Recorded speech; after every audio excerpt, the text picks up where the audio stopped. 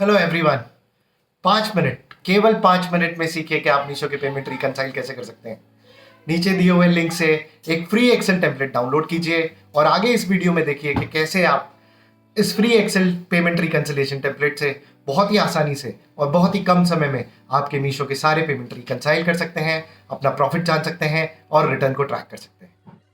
तो आइए गौर करते हैं मीशो पेमेंट रिकन्सिलिएशन टेम्पलेट को। सबसे पहले जो सबसे ज़रूरी बात यह है कि जब भी आप इस एक्सेल को ओपन करेंगे तो एक्सेल आपको प्रॉम्प्ट करेगा टू इनेबल या डिसेबल मैक्रोस। आपको हर बार मैक्रोस को इनेबल करना है ताकि इस एक्सेल शीट में जो फॉर्मूला लगे हुए हैं वो सारे ठीक से काम कर सकें।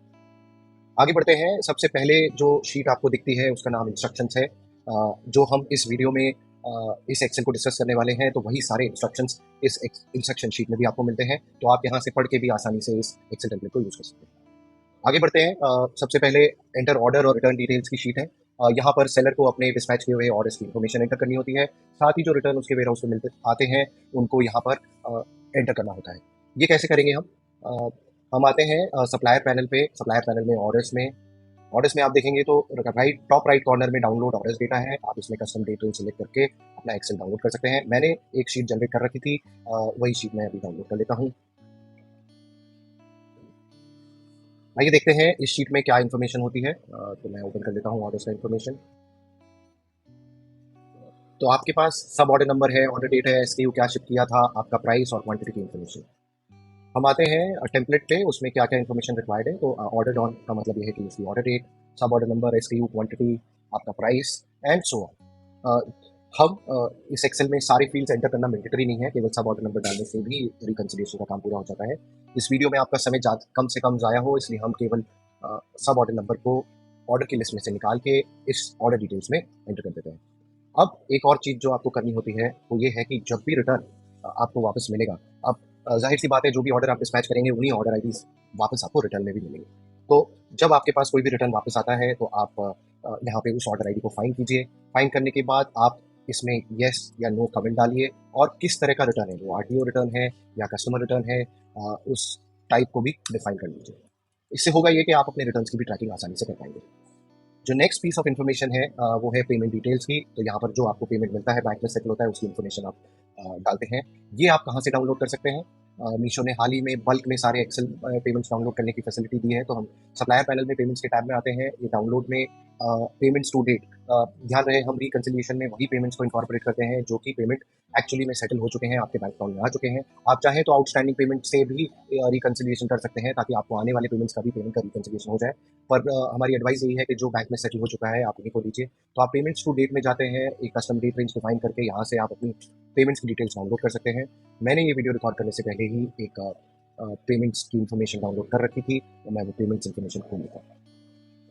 तो पेमेंट्स टू डेट की एक्सेल कुछ इस तरीके की दिखती है। इसमें आपको फाइनल सेटलमेंट अमाउंट दिखता है, पेमेंट डेट दिखती है। ये वो पेमेंट है जो एक्चुअली आपके बैंक अकाउंट में सेटल हो चुकी है। आइए देखते हैं कि इस शीट में से कौन से कॉलम्स हमारे मैंडेटरी हैं रिकंसिलिएशन करने के लिए। तो सबसे पहले है सब ऑर्डर नंबर, पेमेंट डेट और फाइनल सेटलमेंट वैल्यू।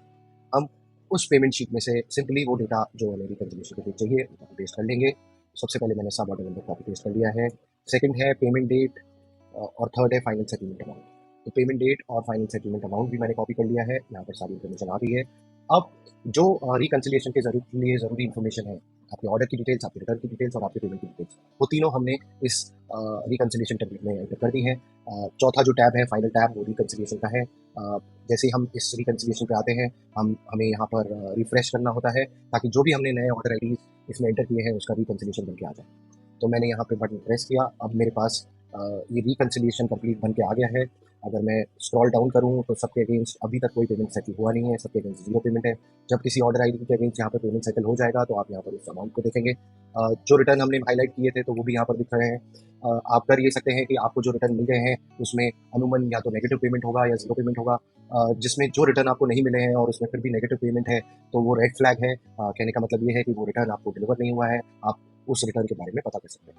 तो इस तरीके से आप अपने मीशो के पेमेंट्स को 100% रिकंसाइल कर सकते हैं, रिटर्न्स की ट्रैकिंग कर सकते हैं। अगर आप इसमें रिकंसिलिएशन में आप एसक्यू की इन्फॉर्मेशन भी डालते हैं तो आप यहाँ पर एक कॉस्ट एंटर करके इस ऑर्डर लेवल पे प्रॉफिट निकाल सकते हैं और ये पूरे टोटल प्रॉफिट पूरे कॉलम का सम जब लगाएंगे तो आपको पूरे ओवरऑल आपके ई कॉमर्स ऑपरेशन का प्रॉफिट पता चल जाएगा। ध्यान रहे कि ये जो रिकन्सिलिएशन का टैब है ये लॉक्ड शीट है, तो आप यहाँ पर कुछ भी एडिट नहीं कर पाएंगे। जैसे कि मैंने अभी कुछ यहाँ पर एंटर करने की कोशिश करी तो मेरे पास ये आया। तो आपको ये करना है कि यहाँ से ये रिकन्सिलिएशन की इन्फॉर्मेशन एक नई शीट में ले लीजिए और वहाँ पर आपको जो फर्दर एनालिसिस करना है वो कर लीजिए। आशा करता हूँ आपके लिए ये रिकन्सिलिएशन टेम्पलेट मददगार रहेगी। ये free payment reconciliation template e com books ने सेलर्स की मदद के लिए बनाई है।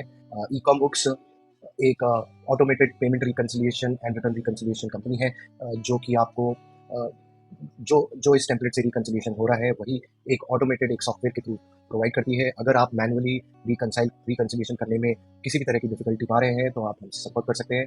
ई कॉम बुक्स साथ ही साथ आपको ऑर्डर लेवल प्रॉफिट भी बताता है, आपके रिटर्न रिकन्सिलिएशन करता है, आपको वो बताता है कि ये रिटर्न्स जो मार्केट प्लेस कह रहा है डिलीवर हो गए पर आपको नहीं मिले हैं, आपको उन रिटर्न्स को मार्केट प्लेस के साथ रेस करने में मदद करता है। क्लेम मैनेजमेंट प्रोसेस से आपको उन सारे डिस्प्यूटेड रिटर्न्स और अंडरपेड या ओवरचार्ज ऑर्डर्स की रिकवरी करवाने में मदद करता है। अगर आप हमारी सर्विसेज लेना चाहते हैं तो आप हमारी वेबसाइट www.ecommerce.co.in पे जाकर हमसे संपर्क कर सकते हैं। ऑल्टरनेटिवली हमने सारी इन्फॉर्मेशन इस यूट्यूब वीडियो में नीचे भी हमसे कांटेक्ट करने के लिए दे रखी है। आशा करता हूँ आपके लिए सारी इन्फॉर्मेशन हेल्पफुल रहेगी। Thank you very much for listening.